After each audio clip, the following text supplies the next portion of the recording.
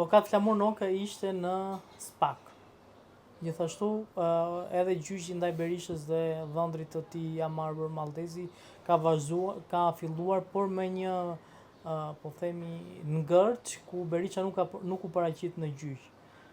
Si e konsideroni vazhdimin e këtij gjyqi dhe a do ketë një gjyq me zvarritje, pra Berisha do vendos që përmes procedurave ta zvarris gjyqin dhe fitoj përmes procedurave, apo do shkojt përballet me akuzat që janë ngritur, siç duhet të bëj një njeri që mendon që është i pafajshëm? Berisha nuk është burr të dalë të përballet me akuzat, sepse dhe akuzat që i bëjnë janë qesharake, është turp të vjen, turp të dëgjosh. Diskutojnë klubin Partizani. Ora njerëz, Berisha duhet akuzuar për ushtrinë që e shkatërroi, për industrinë që e shkatërroi, për bujqësinë që e shkatërroi, për naftën që e shkatërroi, për të tëra që i ka shkatërruar, Sali Berisha.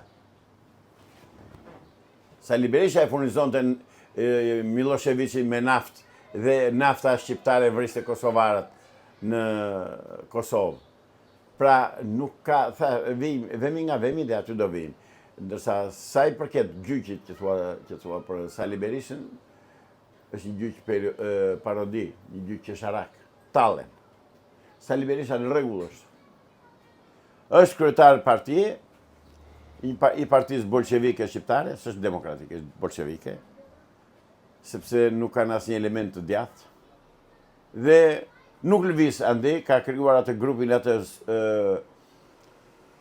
klikën e tij që e mban gjithmonë afër, e ushqen atë klikën dhe ata e mbajnë në krye. Dhe nuk guxon kush tjetër nga antarësia e Partisë Demokratike që të ngrihet edhe që do të hajë këtu të zotëri. Kush jeti pas ke lidhur që të metesh përjetësisht kryetar, nga i gjetë këtë drejt. Pra, është e njëjta metodologji që përdorte Enver Hoxha që ndë një 45 vjet në pushtet. Saktësisht atë ka bërë Sali Berisha. Dhe në të tëra drejtimet, në drejtimin e pushtetit, në drejtimin e krimit, në drejtimin e mashtrimit, në drejtimin e propagandës, në të tëra 100%, më është një Enver i dytë.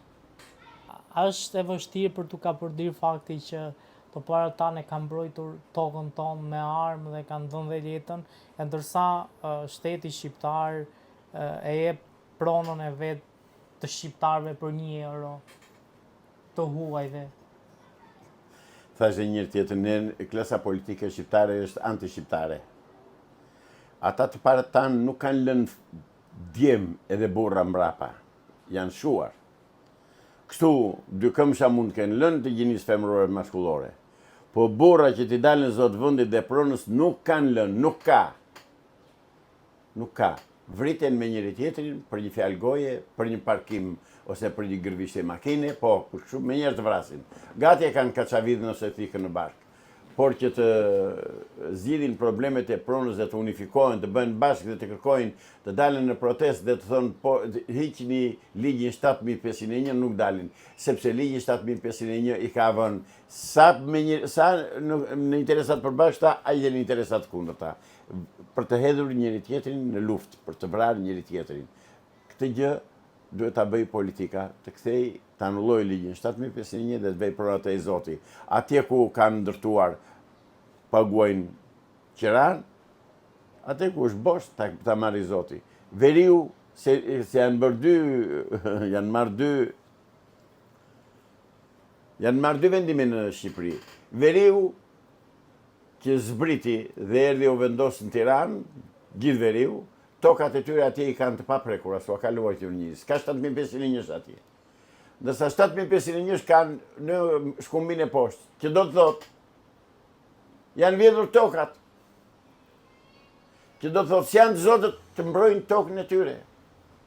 Që do të thotë, nuk mund ta mbrosh, ndryshe vetë të ngresh me armë nuk ngremi, se s'kemi as armë s'kemi, as njerëz për të derdhur gjak s'kemi. Kështu që urdhë, jemi dënuar. Dëgjojmë në media, mbahen fjalime, ka individ veçantë që u drejtojnë shqiptarëve dhe u thonë do t'i mirëni të tëra, do t'u kthehen të tëra, do t'i mirëni ju, do mirëni aq pensione, kaq pensione. Ka një 4 vjet që i dëgjojmë këto, deri tani s'është bërë asgjë. Prapë unë shpresoj nuk e kam humbur, se shpresa vdes e fundit. Por prapë them që me këtë situatë që është dhe me këtë gjendje që i shohun populli shqiptar që mbetet deljet tërë ditën kafeneve dhe s'kërkon asnjë gjë, nuk kam shpresë.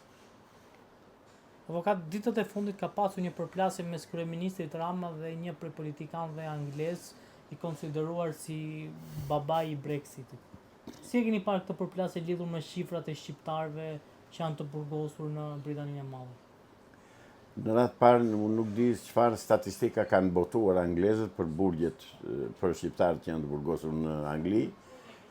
Dhe në qoftë se kanë thënë që 1 në 50 shqiptar në Angli është në burg, edhe shumë gabim nuk e kanë.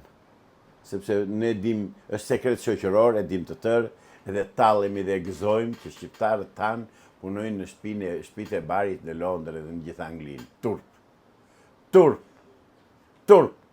Ka ta ndisen sklever, njerëz pa dinjitet, pa identitet, shkojnë dhe mbyllen atje brenda dhe punojnë për interesat të gangsterëve dhe të banditëve të Londrës e të Tiranës dhe nuk vinë aty të punojnë në vendin e tyre, në tokën e tyre. Turp të kenë dhe miru a bëjnë qilën që i trajtojnë ashtu, që i shkelin dhe i në përkëmin. U a bëjnë paq fare, pak e kanë.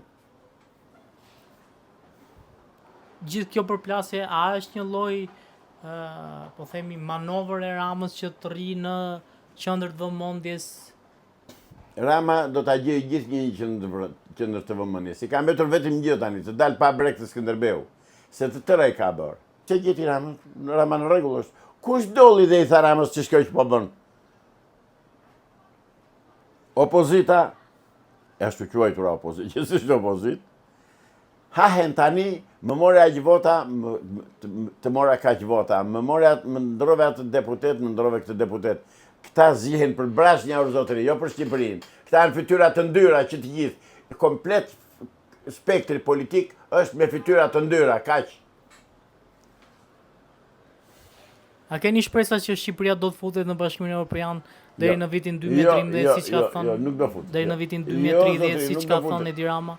Nuk do futet Shqipëria në Bashkimin Evropian. E kam thënë, e them dhe do ta them. Shqipëria nuk do futet në Bashkimin Evropian.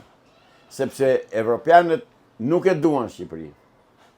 E ka thënë pastër fare i ndjeri Ismail Kadare. Evropa është një klub i të krishterëve.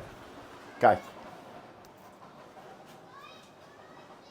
Avokat, po vetëm ditën e sotme, jo më larg se ditën e sotme, u tha që Shqipëria ka bërë përparime në hapjen e kapitujve dhe së shpejti mund të futet në Bashkimin Evropian. Ju thoni që s'do futet. Këto janë gënjeshtra që ka 35 vjeç që i dëgjojmë zotëri. Nuk janë të sot, jo. Ka 35 vjeç që i dëgjojmë këto gënjeshtra. Dhe nuk po bëhet absolutisht asnjë gjë. Neve na mbajnë me shpresa. Kanë 35 vjeç që thonë këto zgjedhjet nuk ishin të mira, kishin ca probleme, po prapë ishin më të mira se të kaluarat. Talle me neve, ne jemi popull kaqol. Po përdorin fjalë shumë të ulët. Pranojmë të na gënjej një gënjeshtar, një mashtrues, një matrapas, një ordiner, si Edi Rama, apo Sali Berisha, apo kushdo që ka qenë para tija, kanë të jetën që na gënjejnë. Në 97 zotëri, në 17 mars të 97 trupat greke hynë në tokën shqiptare.